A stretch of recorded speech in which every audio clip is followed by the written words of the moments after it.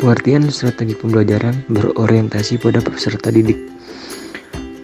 Sejatinya, strategi pembelajaran dalam dunia pendidikan diartikan sebagai perencanaan yang berisi tentang rangkaian kegiatan yang didesain untuk mencapai tujuan pendidikan tertentu. Strategi pembelajaran merupakan rencana, tindakan atau rangkaian kegiatan termasuk metode strategi pembelajaran yang disusun untuk mencapai suatu tujuan yang tertentu. Artinya, arah dari semua keputusan penyusunan strategi pembelajaran adalah pencapaian tujuan.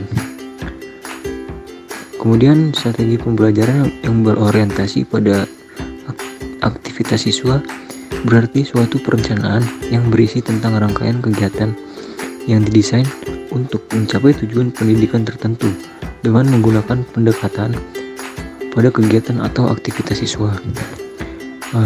Dalam standar proses pendidikan, pembelajaran didesain untuk membelajarkan siswa, juga untuk mencerdaskan dan menambah wawasan siswa itu sendiri.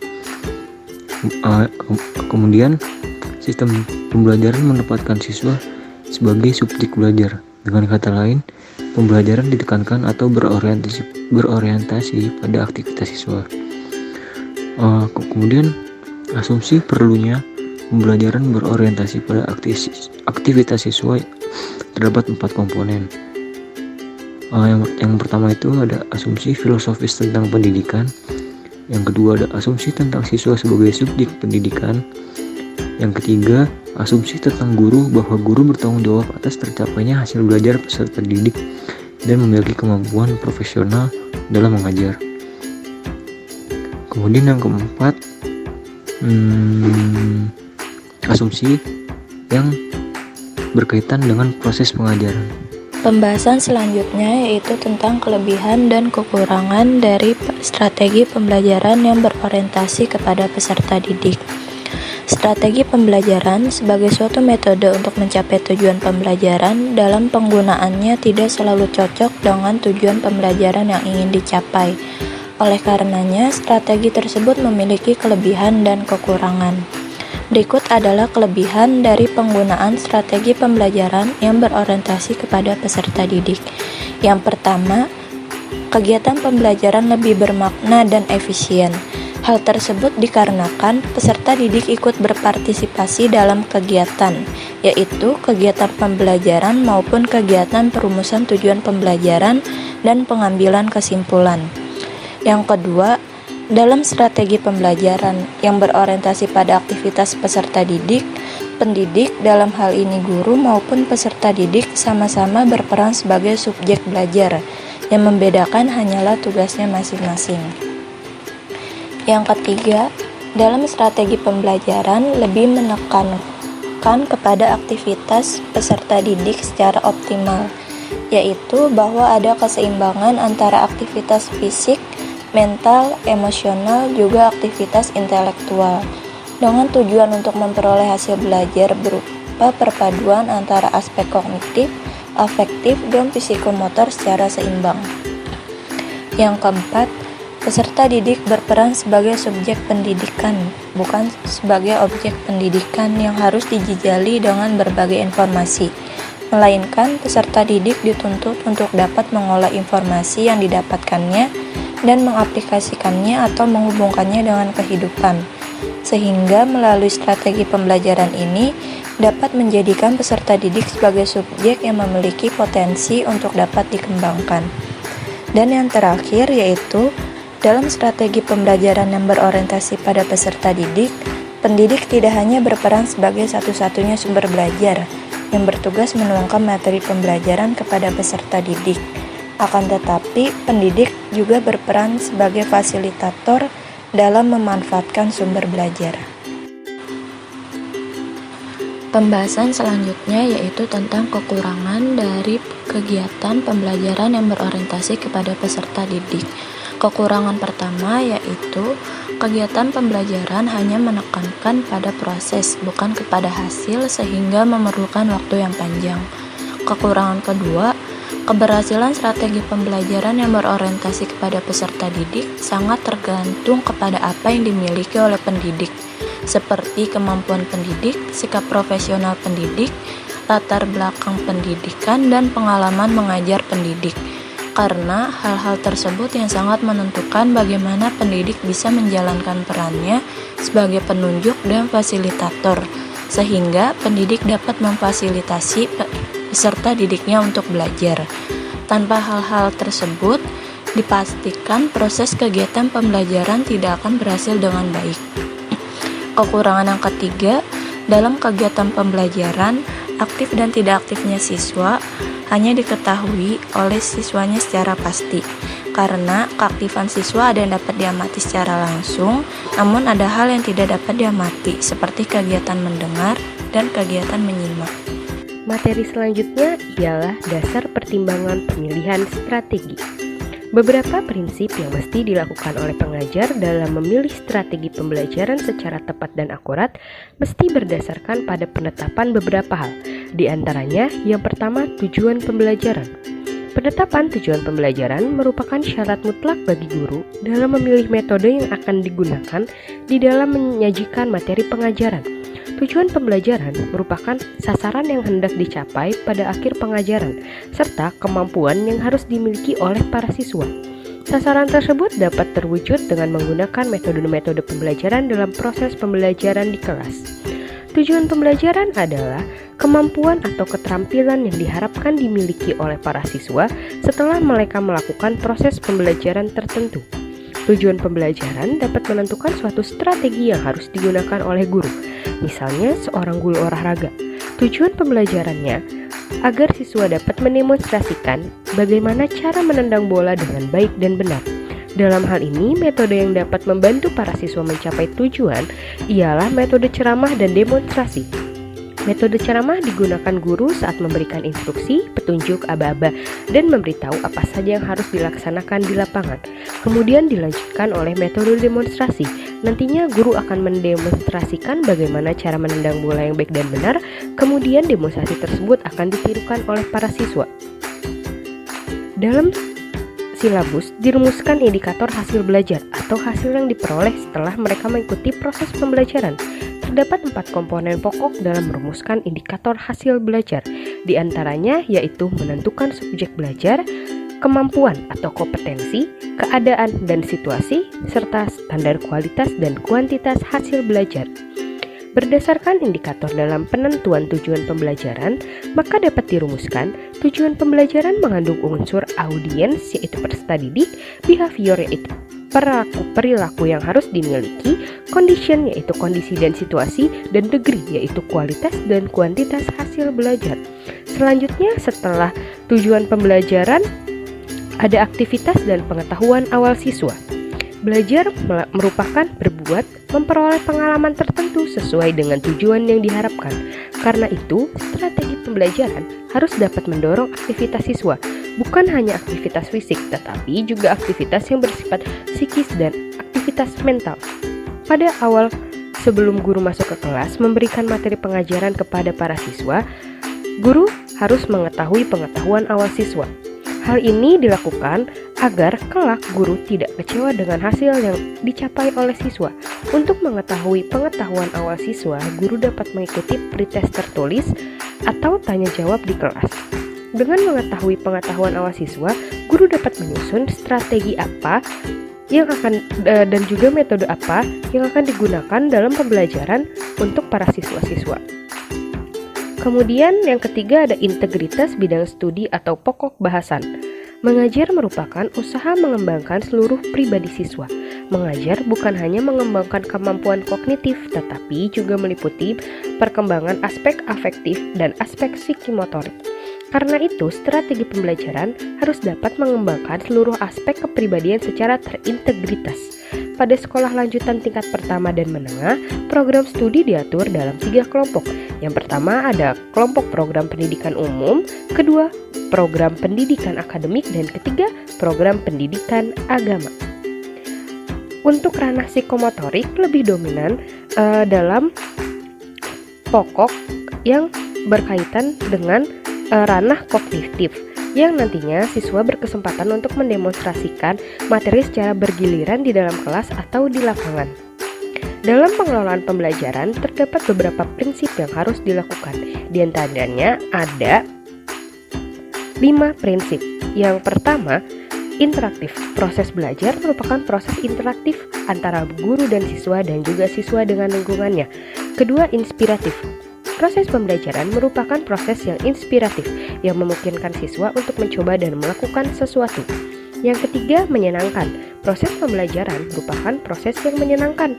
Proses pembelajaran menyenangkan dapat dilakukan dengan menata ruangan yang apik serta menarik, dan juga mengelola pembelajaran agar lebih hidup dan bervariasi.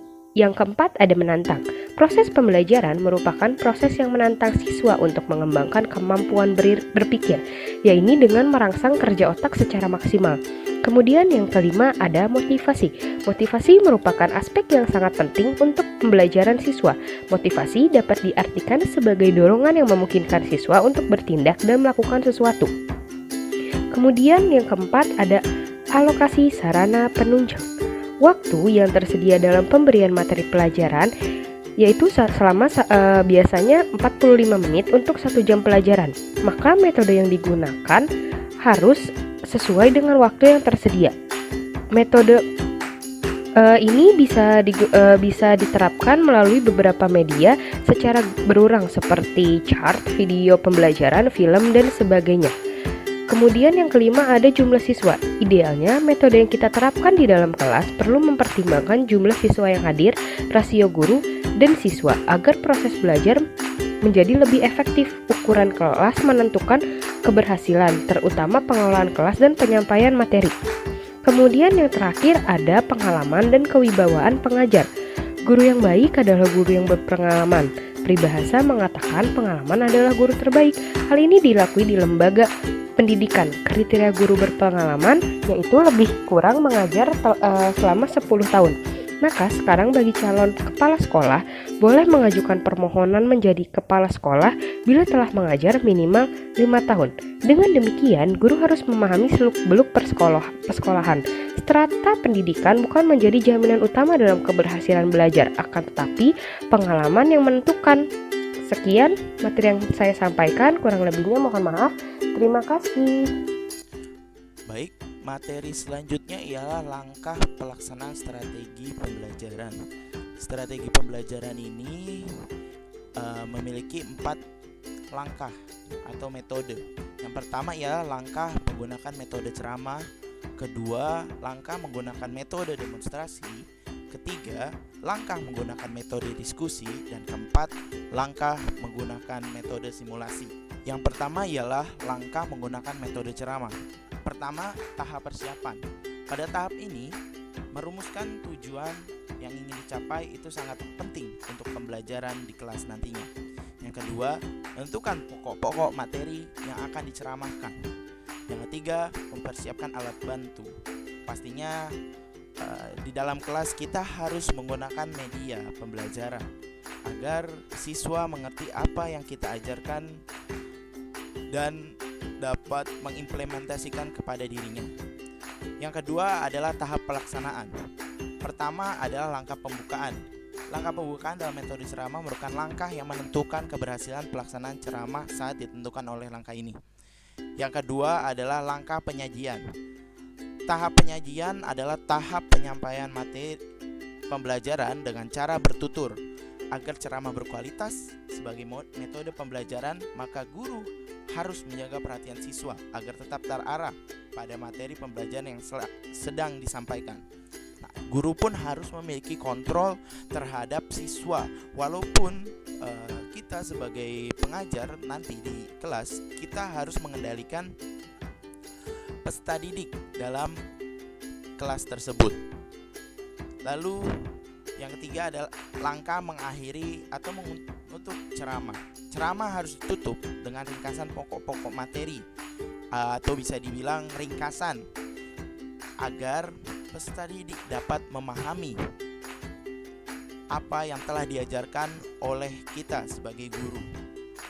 Lalu kita pun harus tetap memberikan efek, yaitu berupa efek agar siswa dapat terus mengingat apa yang kita ajarkan tadi. Seperti itu. Lalu yang kedua adalah langkah menggunakan metode demonstrasi. Yang pertama adalah tahap persiapan. Pertama, di dalam tahap persiapan ini, rumuskan tujuan yang harus dicapai oleh siswa setelah proses demonstrasi berakhir. Kedua, persiapkan garis besar langkah-langkah demonstrasi yang akan dilakukan. Ketiga, lakukan uji coba demonstrasi. Lalu yang B, dalam tahap pelaksanaan ialah sebelum demonstrasi dilakukan harus mengatur tempat duduk yang memungkinkan semua siswa dalam memperhatikan dan jelas apa yang didemonstrasikan. Misalnya dalam mode duduk yang biasa kan memanjang, bisa saja dibuat melingkar agar siswa lebih memperhatikan apa yang akan didemonstrasikan. Yang kedua ialah kemukakan tujuan apa yang harus dicapai oleh siswa. Jadi kita harus mengerti siswa ini ingin mencapai sebuah apa, seperti itu. Yang ketiga adalah kemukakan tugas-tugas apa yang harus dilakukan oleh siswa. Misalnya siswa ditugaskan untuk mencatat hal-hal yang dianggap penting dari pelaksanaan demonstrasi tersebut. Misalnya demonstrasi cara memadamkan api. Siswa pun harus mengerti bagaimana tata cara untuk memadamkan api, mulai dari penggunaan alat pemadam api ringan, alat pemadam api sedang atau berat. Dia pun harus mencatat dan harus mendapat pengetahuan dan diharuskan untuk mengingat, seperti itu. Lalu langkah pelaksanaan demonstrasi yang pertama, mulailah demonstrasi dengan kegiatan-kegiatan yang merangsang siswa untuk berpikir, misalnya memulai pertanyaan-pertanyaan yang mengandung teka-teki sehingga mendorong siswa untuk tertarik memperhatikan demonstrasi. Kedua, ciptakan suasana yang menyejukkan dengan menghindari suasana yang menegangkan. Yang ketiga, yakinkan bahwa semua siswa mengikuti jalannya demonstrasi dengan memerhatikan reaksi seluruh siswa. Yang keempat, berikan kesempatan kepada siswa untuk secara aktif memikirkan lebih lanjut sesuai dengan apa yang dilihat dari proses demonstrasi itu. Lalu yang terakhir ialah cara mengakhiri demonstrasi. Demonstrasi selesai dilakukan, pasti proses pembelajaran perlu diakhiri dengan memberikan tugas-tugas tertentu seperti rangkuman, lalu sebuah pengalaman apa yang didapat dari adanya demonstrasi tersebut, sehingga siswa dapat meresapi apa yang telah didemonstrasikan, seperti itu. Lalu yang ketiga adalah langkah-langkah melaksanakan diskusi. Hal yang harus dipersiapkan dalam diskusi, yang pertama merumuskan tujuan yang ingin dicapai, baik tujuan yang bersifat umum maupun tujuan khusus. Yang kedua, menentukan jenis diskusi yang dapat dilaksanakan sesuai dengan tujuan yang ingin dicapai. Ketiga, menetapkan masalah yang akan dibahas. Keempat, mempersiapkan segala sesuatu yang berhubungan dengan teknis pelaksanaan diskusi.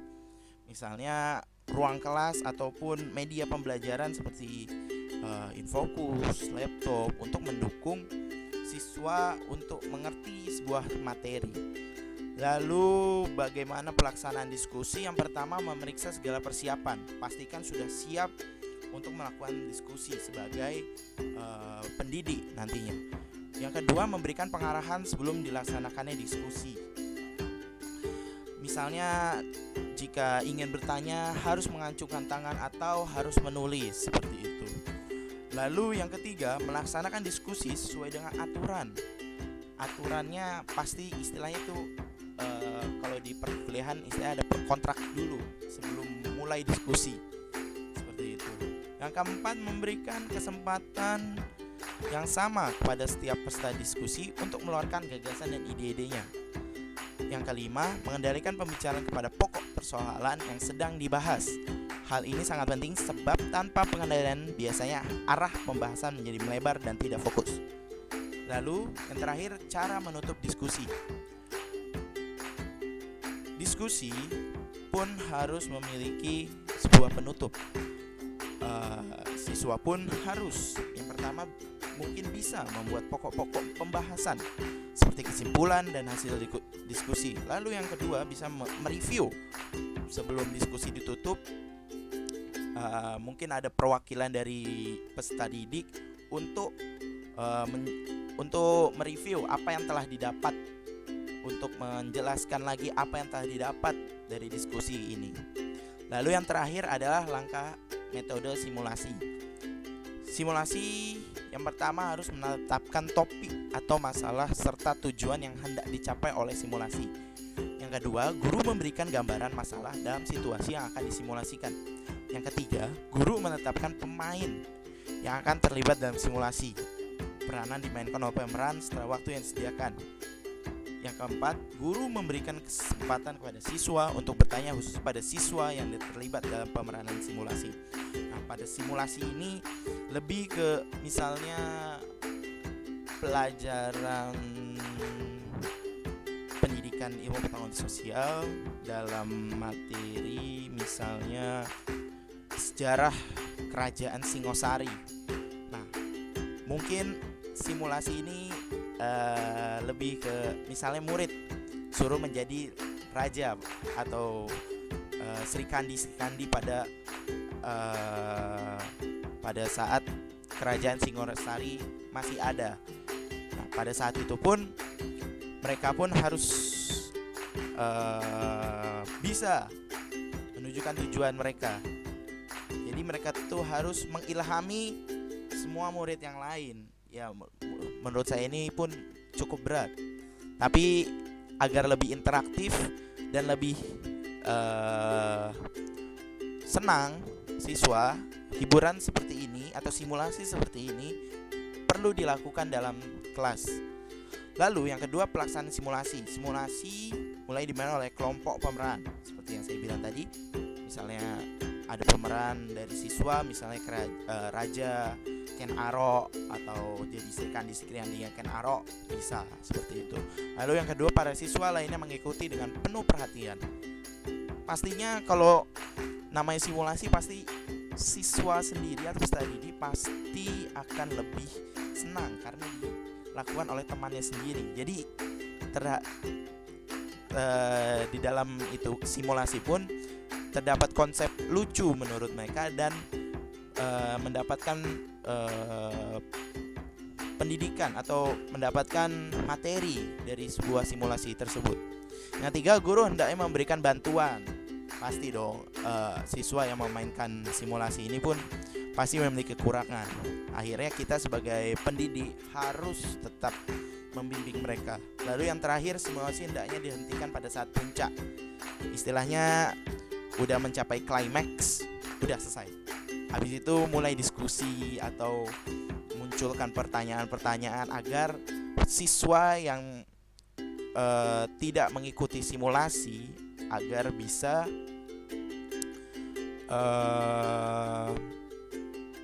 terangsang pikirannya. Selanjutnya ialah cara untuk menutup simulasi. Sudah pasti jika simulasi pun selesai, pemeran yang melaksanakan simulasi tersebut harus tetap mengerjakan tugas, misalnya sebuah rangkuman atau sebuah review, berlaku untuk semua siswa pada saat di kelas pada saat itu. Baik, terima kasih. Materi selanjutnya adalah upaya pemecahan kasus pembelajaran.